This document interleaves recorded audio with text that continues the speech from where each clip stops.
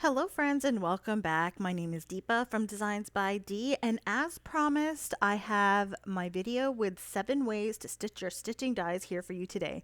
I'm going to share some tips, tricks, and patterns with you to show you how you can stitch your stitching dies in different ways and create different looks. Now, as you may know, Spellbinders released the Stitch Letters collection this month. I had a video this past weekend showcasing the products that I do have and 3 cards that I created using those products. Now, here I have for you a 4th card, and in this card I used a beautiful rainbow effect along with what I like to call cross or flower stitching, and I'll show you how to do that later on. Now, just to reiterate, these are the products that I have. I use the Stitch Alphabet Notes sentiments here. These have 2 foiled sentiments that you can use to go along with these stitched letters. Now, here's the first card that I made. Now you can see I used the longer sentiment here along with the YOU. On the second card, I used that second sentiment and the HEY. Now for this card, you can see it comes not just with the stitched die, but the shadow. So I used that there. And on this one, I only used the stitched die. Now, those are just 2 ways that you can get different looks on your cards. And you can see that I use the star stitching and what I like to call diagonal stitching. And this one here has what I call fan stitching. So I'll show you all of those a bit later on. Let's get to the main or the basics.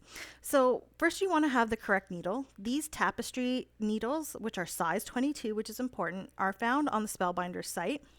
The 22 is important because that needle head is going to fit through those little holes that are cut with that die. Now, tip number 2, choose the correct thread or what you'd like to use. This is really subjective. It's what you want to use. You could use metallic threads, which I have here, along with floss.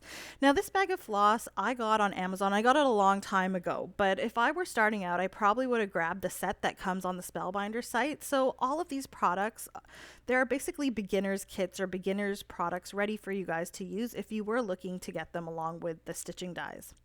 Now I'm showing you here that each piece of floss is like a big thick thread, and within that bigger thicker thread there are smaller threads. So within each floss thread there are 6 smaller threads, and what I like to do is to split this up.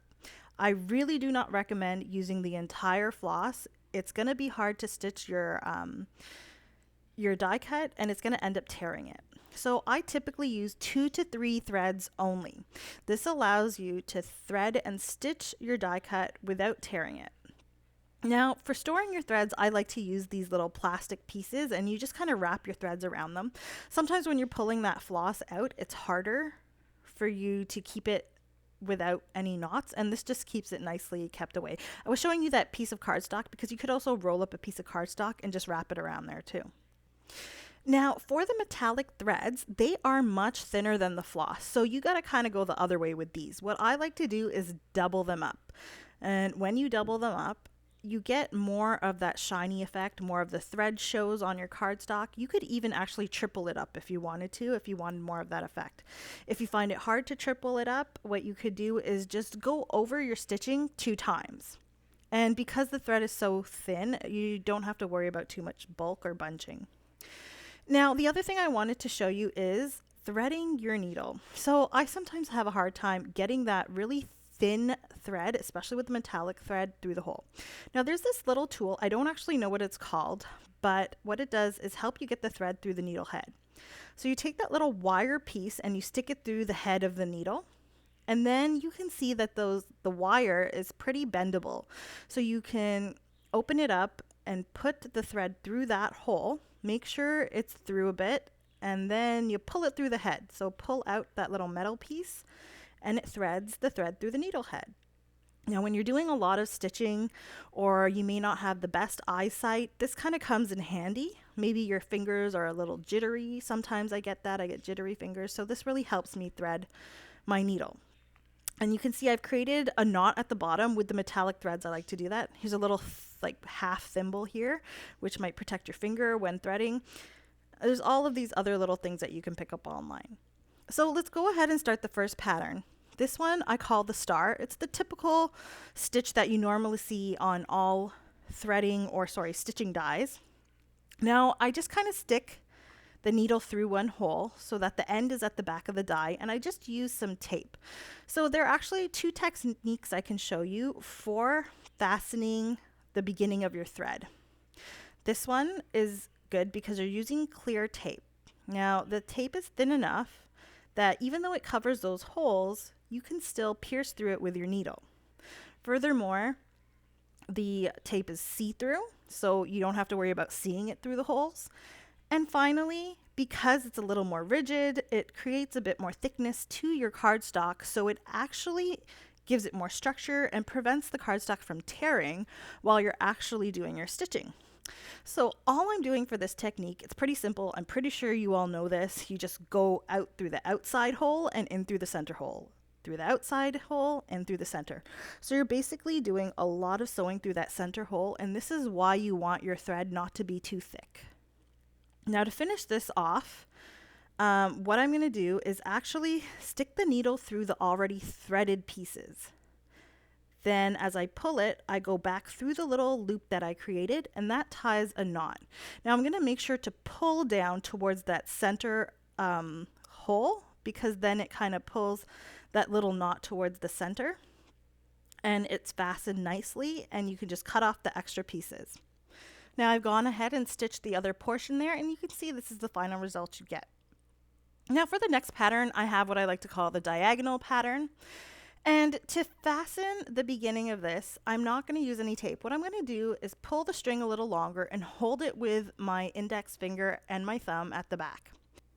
Now I'm making sure I'm holding on to this piece as I do my threading. I'm just going to go through the top left 2 circles, and then I'm going to go to the next one down and back towards the one on the left side.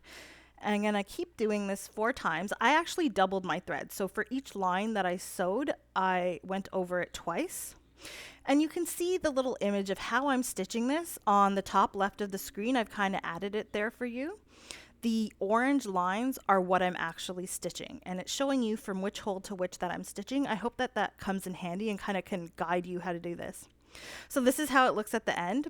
The other way to finish this technique is to add tape at the back to fasten the end of your string.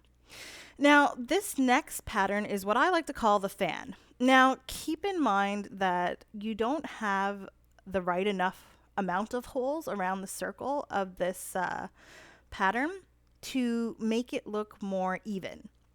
So it's really up to you which holes you want to skip, but the way I've done it is I kind of stitch that little triangle in the top. I'll skip the next hole and go to the next one, and I will go in through the center, then out through the outside hole, back through the side, and then in through the center, and then in through the outside. So all you're really doing is making sure you're stitching 3 triangles to create this kind of fan look. Now, as I mentioned, there's not enough holes, so it's 2 of these propellers of this fan are going to look a little closer together, but this is such a small detail, nobody's going to notice. It just looks kind of cool. So that's what it ends up looking like when both of them are done for this die. Moving on, we'll move on to the circle pattern. So this is pretty simple. All I'm going to do is basically stitch around the perimeter of the circle. I'm not even going to touch that little hole in the center. And I think it'd be cool when you actually put this together to actually add maybe a gem in the center there, and it might highlight your little circle a little more. Now you can see I actually made a mistake here. I sewed around the die cut rather than through it. So all you have to do is, if you put your thread through the wrong hole, just go back through it and it'll come right out. Now I've gone around one way, going in and out through the holes, going through each hole. And then once I met the other side, I then went back the opposite way. And this is how you cover all of the little sections while going in and out. You can see I've got a knot there. I wanted to leave that in there and show you, because sometimes when you pull out a longer piece of thread, it tends to get knotted more easily. So I tend to work with shorter pieces of thread just to avoid that from happening. So that's the final look here. It actually kind of looks like a face, like 2 eyes and a nose. But on other letters, I'm sure it looks different. So the next pattern I have here, this was the one that I used on my card that I'm making today. This is the cross or flower. So what I do is I start off with the top right hole. Then I go to the left top hole. And then what I'm going to do is come all the way down through the bottom left and in through the right bottom. Back up through the top right and down to the bottom right, out through the bottom left and in through the top left. And there you get like a little rectangle. Now you continue the same thing horizontally to create the actual cross. Once again, I have that little pattern mapped out in the image at the top left, and you can just see that the orange lines are basically where I've done my threading. And all you really have to do is follow that pattern and get all of your threading to show up on the top. I know you'll have it on the back as well, but as long as you get all of these to show up on the top, you're good. Now, the next one is what I like to call the loop. And for this one, instead of starting at the top, I'm going to start at the bottom left, not the very bottom, but the second from the bottom. And I'm going to come out through the front of the die and then go up to the top right and then in through the top left. Then I'm going to come all the way down and cross to the bottom right and then come back up to create the little other end of the loop. And then I've got to basically go back the other way to make sure that all of the thread's showing up on the top. And that's how that one's done. Now, this is my final pattern, which I really didn't know what to call it. It kind of looks like pizza in a bowl. So that's what I've called it here. Now, I'm sure if you did this upside down, it would look like an eye with an eyebrow. So it's really up to you how you want to do it. So all I've done is I've sewn that little triangle in the top. So we've done that before. That's pretty simple to do. And then I put my thread through the next hole on the right side, and then I'm just going to continue around like I did the circle. Once I get to the other side, I'm going to go back to the right side, and that creates the bowl. And that's pretty much done there. So once I've done both of them, you can see I turned this upside down and that looks like eyes, right? So you could do it this way too if you'd like. You could do it with the little pizza on the left side, the right side. You could actually turn these patterns around and make them look a little different as well. Now these are what all of the little patterns look like, all 7. I'd say the easiest one is the diagonal. So if you're looking for some quick stitching with a different look, that's definitely the one to choose. Now I actually stitched the hello, so HELLO, with 5 different colors of floss using the cross or the flower pattern.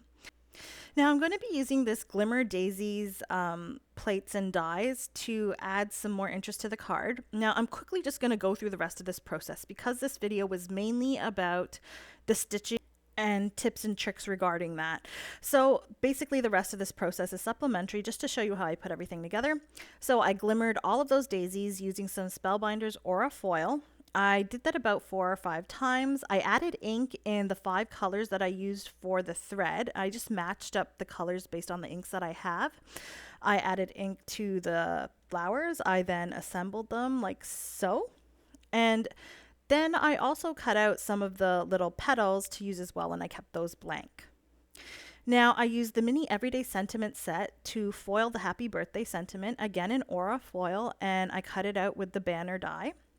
Now I'm using this Radiant Burst embossing folder that I think was also part of the embossing folder of the month by Spellbinders. And I embossed this beautiful slimline panel. Again, this card is going to be 9 by 4 inches. And now I'm adding all of those stitched letters, and I'm not adding them in a straight line. I'm making it a little more fun. And then I'm adding all of the little daisies along with the Happy Birthday sentiment around this.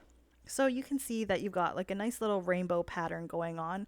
And I tried to use lighter colors to make it less vibrant than the other cards that I made for this collection. Now, to make this a little bit more shiny, I'm adding some AB Crystal Nail Art gems, mainly to the centers of the flowers. And then to jazz it up a little more, I'm actually going to use some Nuvo Jewel Drops. Before I do that, I'm adding all of these little leaves. So you can see I have the jewel drops in all of these colors. So I'm going to be using, I think, the rose, the limoncello, I forget what the green color's name is, the blue and the purple. All of these products like normal. I'll have them linked in my blog, which is linked in the description below. So if you're looking for any of these, you can find them all linked there. And all of the Spellbinders products I've used are linked for your shopping pleasure. I hope that this video has been informative and that you've picked up some new patterns to do your stitching with. There's always different ways that you can use these products, and I think this is a great way to use them. I really love how that cross or flower stitching turned out, and I'm so glad that you've tuned into my channel. If you do get a chance and you want to buy these products, please buy through my links on my blog. I'd appreciate it because I do get a bit of a commission. And if you do make any products that have been any projects that have been inspired by my work, definitely do tag me in them. You can tag me on Instagram at DeeZinesByD. Before I go, I would ask that if you like this video, please give me a thumbs up, subscribe, and hit the notification bell for future videos. Other than that, I hope you all have a great day and that you have fun crafting. Bye.